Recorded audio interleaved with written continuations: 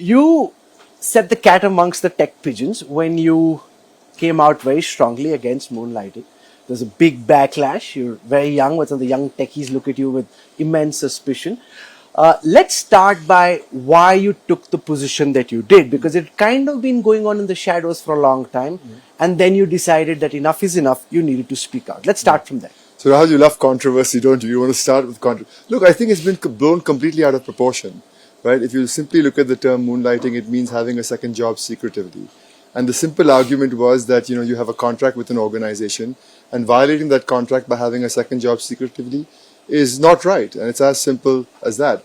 I'm very much in support of a gig economy. I'm very much in support of people having multiple jobs if they want, as long as they have transparency with the organization. One of our largest crowdsourcing platforms is a platform called Topcoder, which has 1.5 million people across the globe.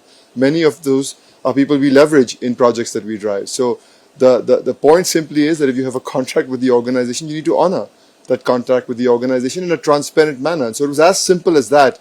And I think it's taken a life of its own thanks to people in the media and people on Twitter. No, but also amongst the tech community, it's led to a big debate with demands being raised for companies such as yours and many other legacy organizations being asked to rework their employment contracts in a way that they allowed for greater freedom for what people would be allowed to do outside of their workspace. Rishad Premji, many said, doesn't own me 24/7. I do my job and I should be free to do what I please on the back of it. Absolutely, and we agree with that, and I agree with that. Certainly you can be pursuing passions and hobbies that don't compete with the organization, that don't violate the agreement both in spirit and letter that you have with the organization. So I think the use of the word moonlighting is also misunderstood by lots of people. People use the word moonlighting interchangeably with flexibility and the gig economy, and that's not the same thing. And so I think it's as simple as that, and I think it's just taking a life of its own that I don't think is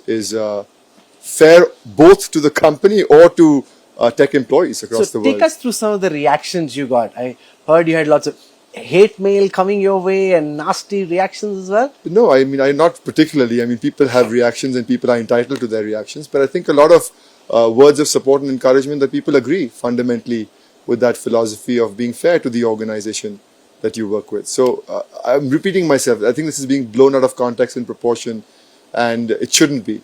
But you also saw that there were different people coming out in different positions. For example, we had CP Gurnami from Tech Mahindra at a Business Today event, and he said that no, actually he thought that employees should be allowed to have a side job as long as they were able to fulfill their KRAs with their main organization.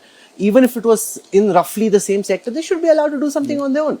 And every organization is entitled to their own philosophy of how they approach this, right? This is a private organization to employee matter. This is not a broad-based matter. So I think every organization is entitled to however they feel about it. So certainly CP is entitled to the way he feels about it.